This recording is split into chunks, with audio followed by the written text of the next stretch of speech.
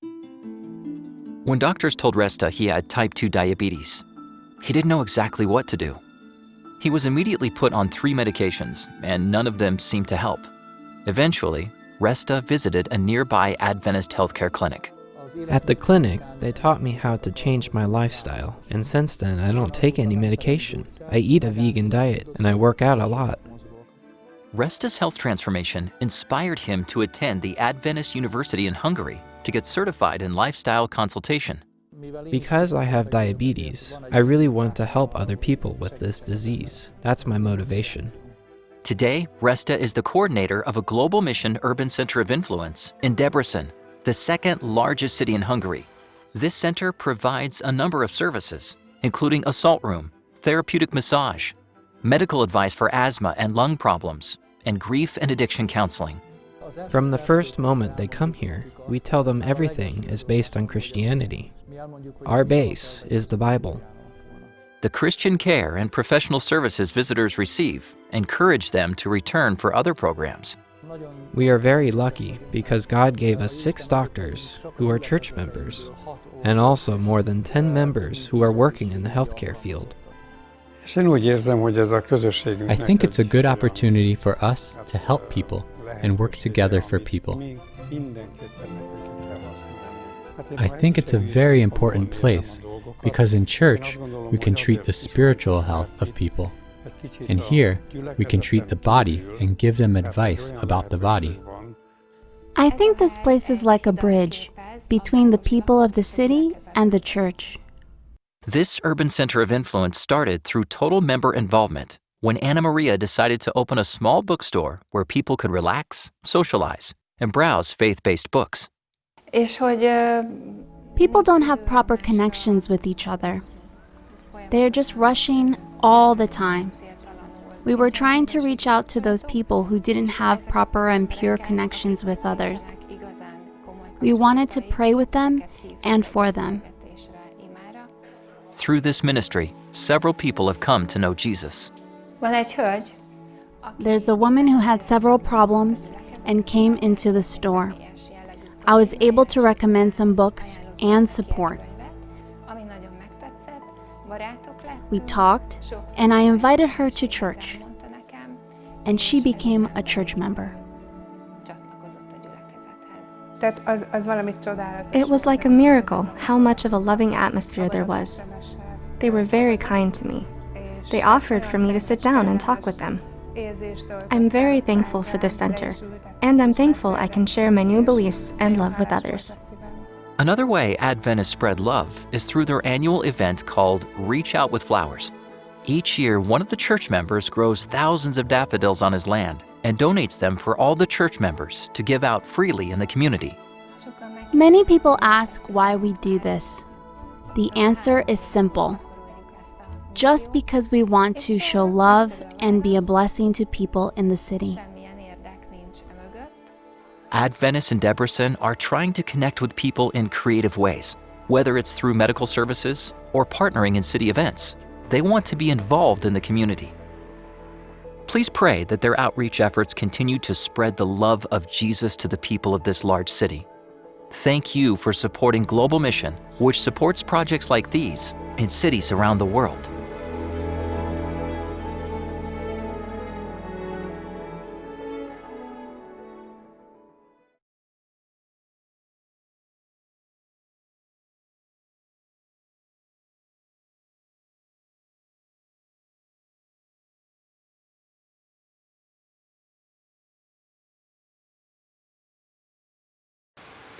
Welcome to Sabbath School again at our place today.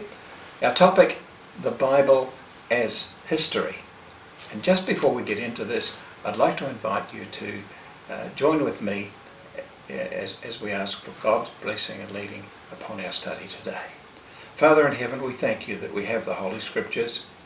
We thank you that they are reliable, they're trustworthy, and that they point us to Jesus, our Saviour. Be with us today as we study them and learn about the Scriptures more. We ask in the name of Jesus. Amen.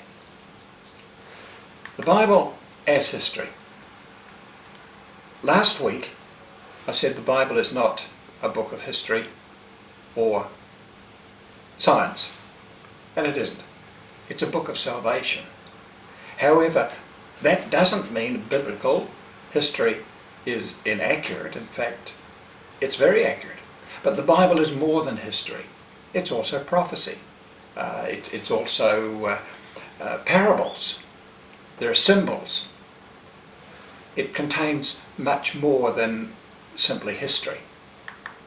Indeed, it is his story, because the Bible really is the revelation of Jesus, and its purpose, John chapter 20 and verse 31, very beautifully put there by the Apostle John. He said, "These are written that ye might believe that Jesus is the Christ, the Son of God, and that by believing ye might have life through his name."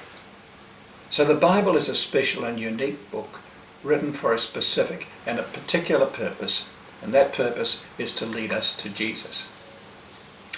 And our biblical faith is based on a God who is active, who acts in history. And this is one of the significant things about the Judeo-Christian tradition. It's about a God who does things. The very first chapter of the Bible, in the beginning, God speaks, and life on earth is created. He calls Abraham out of the Ur of the Chaldees. He proactively delivers his people from bondage in Egypt. He writes the Ten Commandments on tables of stone with his own finger. He sends the prophets, he sends judgments. And he calls people to live and share his divine law and the plan of salvation with other nations. So the Bible history is based on God's people, God's act, and his focus. And ultimately, he sends his Son, Jesus Christ, into the world, and that, of course, divides history forever from BC to AD. What we're going to have a look at today is how biblical archaeology makes our faith less blind. Some people might say faith is blind, but faith shouldn't be blind. It should be based on evidence. And hundreds of archaeologists, volunteers and other specialists are today uncovering ancient remains. The evidence continues to accumulate, filling in the details of how the people of ancient cultures worked, how they lived, how they interacted with one another. And these discoveries provide overwhelming confirmation of the Bible's historical accuracy. So, although it's true to say the Bible is not history, the Bible as history is being proved accurate. Today's lesson, we have 5 sections.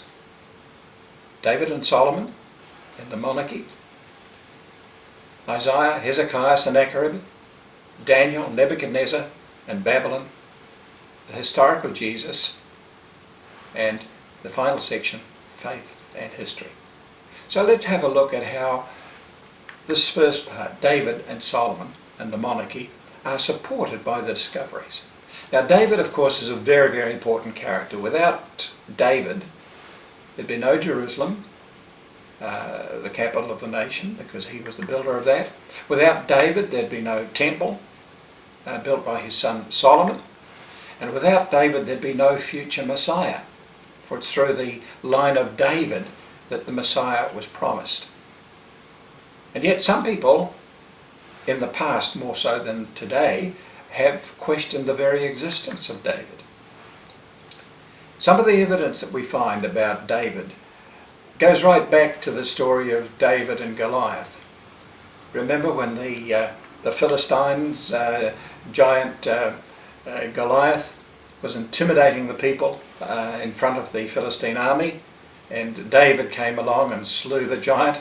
Well, reading that story, 1 Samuel chapter 17, verses 51 to 53, when the Philistines saw that their hero was dead, they turned and ran. Then the men of Israel and Judah surged forward with a shout and pursued the Philistines to the entrance of Gath and to the gates of Ekron. Their dead were strewn along the Shaaraim road, or Sarim, however you'd pronounce that. I've emphasised it there, and you'll see why as we proceed. But the dead was strewn along the Sarim road to Gath and Ekron, and when the Israelites returned from chasing the Philistines, they plundered their camp. Well, there's the historical note, I suppose you could call it that, in the book of 1 Samuel.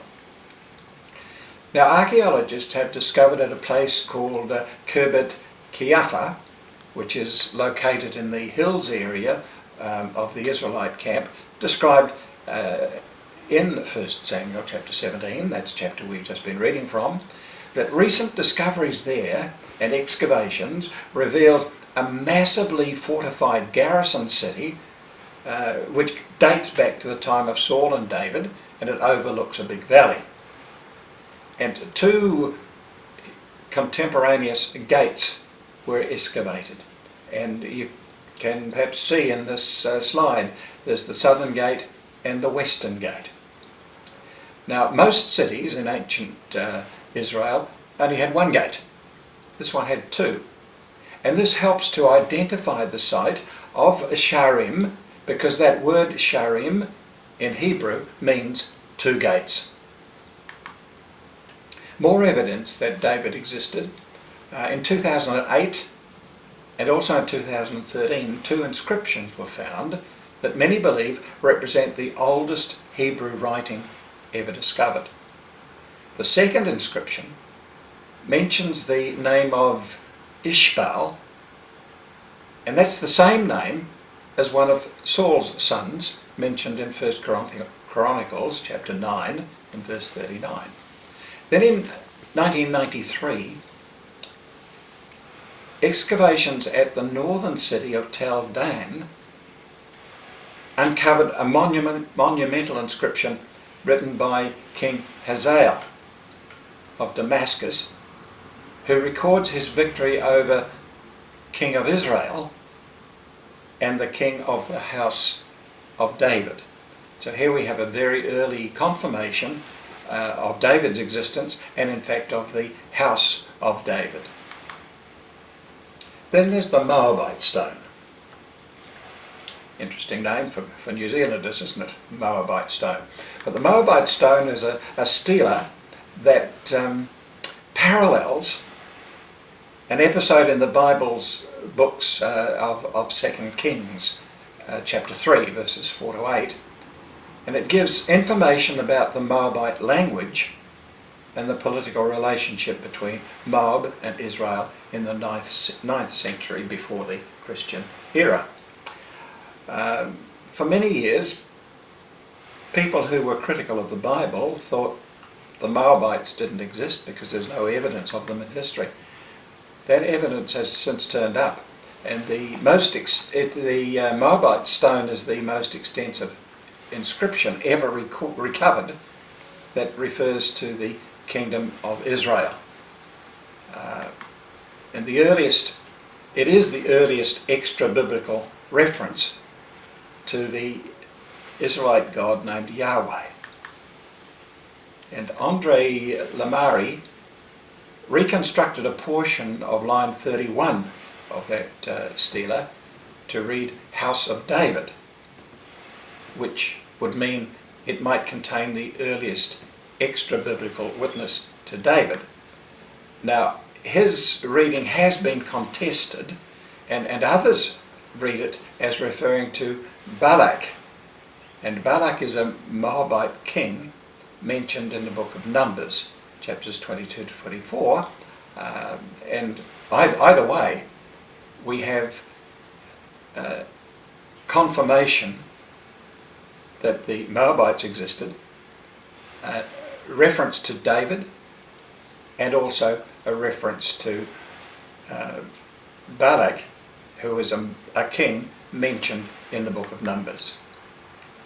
Another example is the Hittites. The Hittites were quite an extensive nation, and you can see from the map there. For many years the existence of the Hittites was denied completely because they were referred to in the Bible and only in the Bible. They were an ancient people who established their empire in Asia Minor and Syria and they flourished from 1700 to 1200 BC.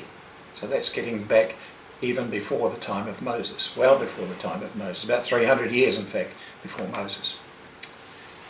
Reading in 2 Samuel chapter 11 and verse 3, so David sent and inquired about the woman, and someone said, is this not Bathsheba, the daughter of Elam, the wife of Uriah the Hittite? Well, the Hittites have been uncovered, and not the most noble episode in David's life, but it confirms, or archaeology has confirmed, the existence of the Hittite people. Our next section on key issues in history, as portrayed in the Bible, refers to Isaiah, Hezekiah, and Sennacherib. These three characters. And I'm reading from Isaiah chapter 37, verses 33 to 36. Therefore, this is what the Lord says concerning the king of Assyria. He will not enter this city or shoot an arrow here. He will not come before it with shield or build a siege ramp against it. By the way that he came, he will return. He will not enter the city, declares the Lord. I will defend this city and save it for my sake and for the sake of David, my servant. Then the angel of the Lord went out and put to death 185,000 of the Assyrian camp. When the people got up the next morning, there were all the dead bodies. So Sennacherib, king of Assyria, broke camp and withdrew. He returned to Nineveh and stayed there. Now here's an account of an attack by King Sennacherib upon the kingdom of Israel, and he defeated Israel but not Judah, and he was not allowed to enter the city of David, city of Jerusalem. Now excavations at Nineveh, which is in modern day Iraq, have discovered the records of King Sennacherib, who describes his campaign against Judah. So here we have, we've just read the biblical account of what happened. Now we have what Sennacherib said about it. As for Hezekiah the Judean, who did not submit to my yoke, I shut him up in his royal city like a bird in a cage.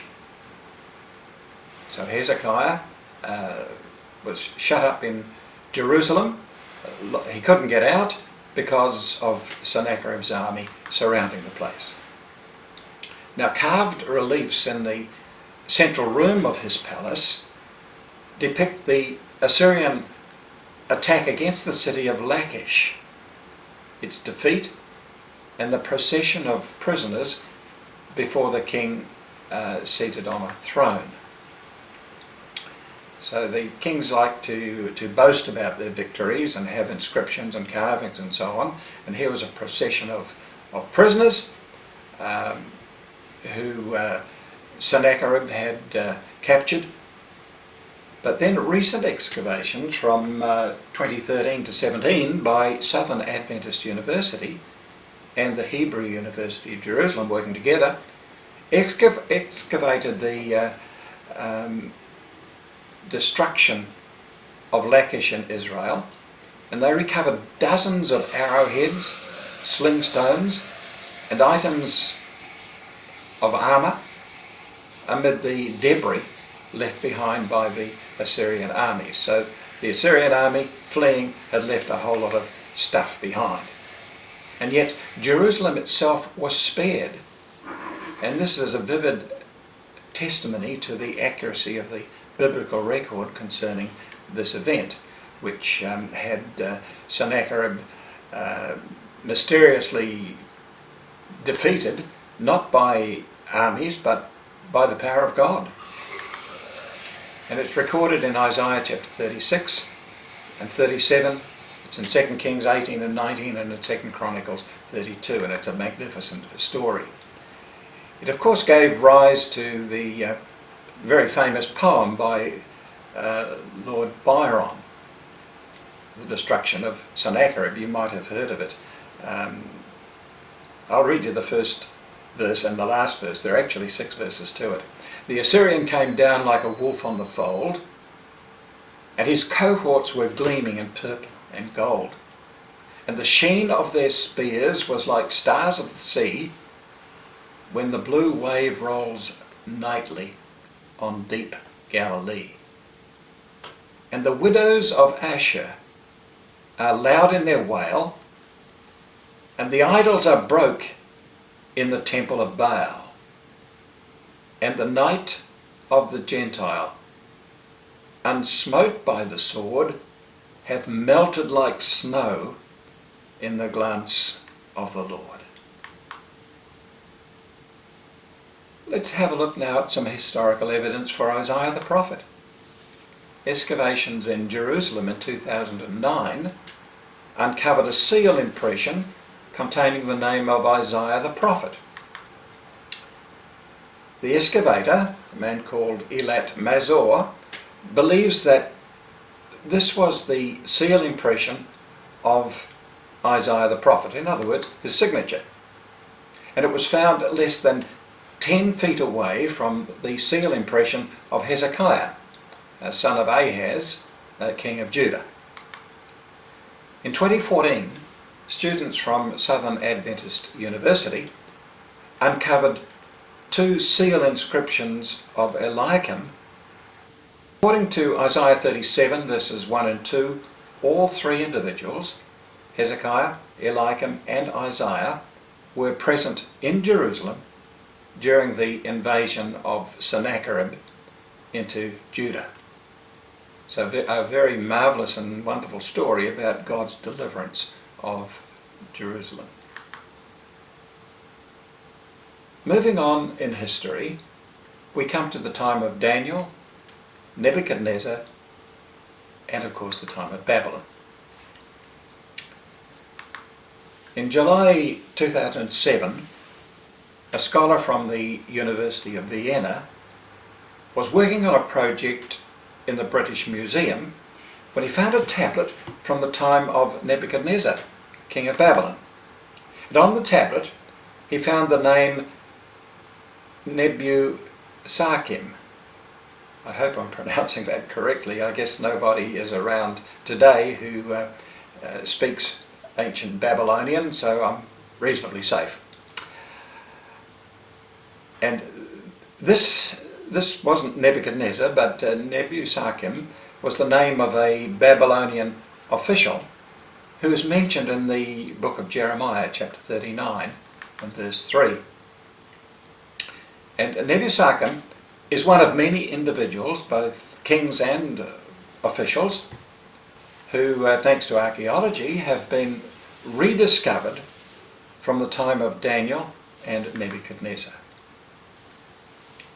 There's also a reference in 1 Kings to the cities of Hazor, Megiddo and Gezer, and they were cities surrounded by massive double gates, or double walls and gates, and they're attributed to the building activities of King Solomon.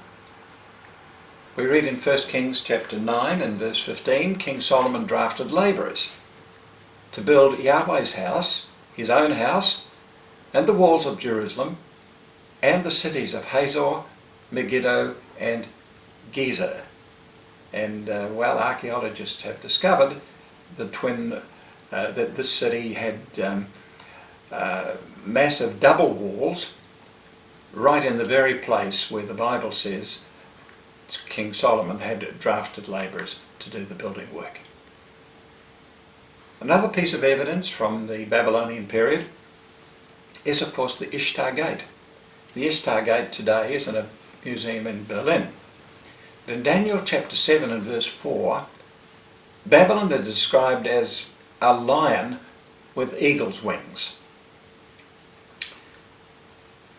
And excavations at Babylon revealed very colourful glazed brick walls covered with images of lions, griffins and bulls. And this was the processional way leading up to the Ishtar Gate, and it's lined with these images, 120 of them. Of course, Daniel and his companions and others who were taken prisoner by Nebuchadnezzar would have walked past those images and in through those massive gates, the Ishtar Gate. Many cities have been unearthed in Palestine, cities of Ascalon, Ashdod, Ekron and Gath. They've been extensively excavated, and they reveal a sophisticated culture of art, technology and architecture. In 1996, an inscription was uncovered at Ekron revealing a dynastic line of 5 kings, including Achish, the son of Padi, who ruled over Ekron until the destruction of the city by Nebuchadnezzar. And a decorated Aegean-style pottery and the technology of these cities reveal that the Philistines were the elite of the ancient land of Canaan. Of course, the Philistines were very much in conflict with the Jewish people, the Israelites, as they were making their way into their promised land. There are some people, of course, who would prefer to think that the Jewish people settling in Jerusalem today have simply shouldn't be there. What the discoveries reveal is that they were in this location because God led them there many, many years ago, and they've been restored to it. So they were not the original inhabitants, but it was given to them by God for the reasons stated in the Bible. Now, dozens of other sites also in this area could be referred to, like Jericho, Jerusalem, Akko, Dan, Abel, Esker, Libnah. They're all being excavated currently in the Middle East. So there's a huge amount of work going on today. Evidently the surface has really only been scratched. There's a lot more to come. And what is consistently happening is that these unearthings of remains from the past are confirming that what is written in the Bible was historically accurate. Let's move then to the New Testament and evidence for the historical Jesus. Herod the Great, of course, features very strongly in the story of Jesus. And he had a massive fortress at a place called Masada. And in 1996, students working there uncovered an important fragment of a wine amphora. And on the fragment was an inscription referring to Herod. In fact, it said, "For Herod, King of Judea." Confirmation that Herod really existed. And it was the first mention of Herod the Great outside of the New Testament. And well, he was referred to by Josephus as well, but here was the first archaeological evidence of Herod the Great. Another character that featured very largely in the crucifixion of Jesus was Caiaphas. Caiaphas, of course, was the high priest. And his existence is also recorded by Josephus. Josephus was a Jewish historian. He wrote on behalf of the Romans, and he was actually present at the destruction of Jerusalem by Titus in AD 70. Had a very detailed and intimate knowledge of the Jewish people and of Jerusalem and of what went on in that era, even though he was working with the Romans and writing his history on their behalf. And here's something that Josephus wrote. Besides which, he also deprived Joseph, who was also called Caiaphas, of the high priesthood, and appointed Jonathan, the son of Annas, the former high priest, to succeed him. So here we have Josephus confirming what the Bible said about Caiaphas, the high priest. And in fact, the bone box of Caiaphas has been discovered. The bone box. Its proper name would be an ossuary. And this was discovered in 1990. It was actually in a family tomb south of Jerusalem, and it contained 12 ossuaries, or bone boxes. There's a very elaborate. They were elaborate boxes.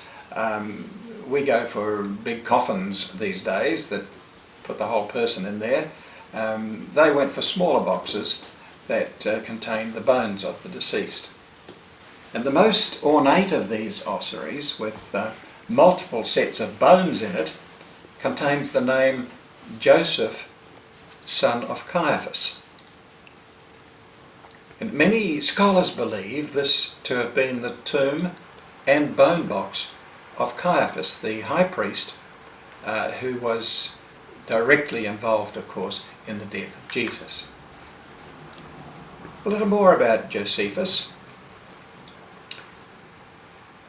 He was born in 37 AD, and he lived right through, I think he died in 100 AD.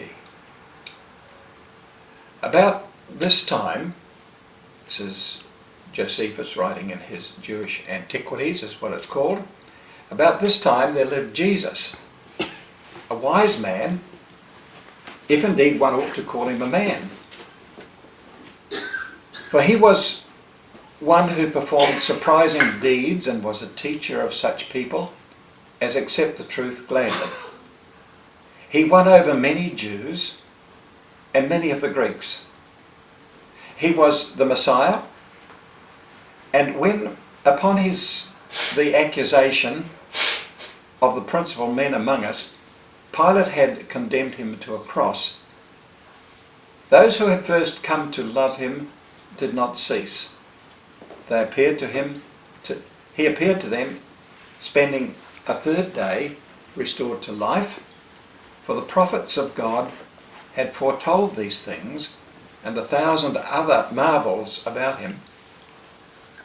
And the tribe of the Christians, so called after him, has still to this day not appeared. Well, here we have a very interesting document written by a historian who was a contemporary to early Christianity. In 1961, an inscription bearing the name of Pontius Pilate was found. Now, he was the prefect of Judea under the Emperor Tiberius, and this was found on a stone in a theatre at Caesarea. More non-biblical evidence of the existence of Jesus comes from Pliny the Younger. He was a Roman governor, and he writes in AD 112, 113 to the governor Trajan, to the Emperor Trajan, asking how he should treat the Christians. And he wrote to Trajan that early Christians would sing hymns to Christ as to a god. Another Roman historian, Tacitus, he wrote in 116 AD about Christ's execution by Pontius Pilate during the reign of Tiberius and early Christians in Rome. Here's what he said: Nero fastened the guilt and inflicted the most exquisite tortures on a class hated for their abominations called Christians by the populace. Christus, from whom the name had its origin, suffered the extreme penalty during the reign of Tiberius at the hands of one of our procurators, Pontius Pilatus.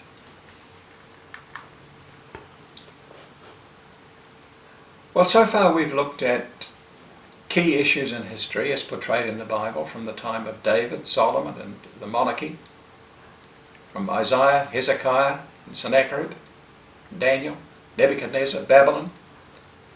We've seen confirmation of the historicity of the historical Jesus.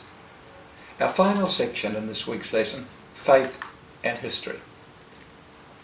What we see is that the Bible is a verified record of God proactively working in history. It's not just history, so I balk at saying the Bible is history, because it's much more. And in fact, next week we'll look at how it is also prophecy. But it's more than that as well. It's the story of Jesus. It's our story, and it's his story. We read in Hebrews chapter 1 and verse 2 that God has in these last days spoken through his Son. And in Hebrews chapter 11 we have a great chapter referring to worthies of old, to Abel, Enoch, Noah, Abraham, Sarah, Isaac, Jacob, Joseph, Moses, Rahab, Gideon, Barak, Samson, Jephthah, David and Samuel. All people who God used and acted through in order to achieve his ends, and his final end is the redemption of mankind. And so I leave you today with this question. If God has been personally working throughout the history of the world, and we've seen evidence of that today, do you believe that he is still active in your life today? I'd like to close with that question and invite you to join with me in a brief closing prayer. Father in heaven, we have seen your mighty acts in history.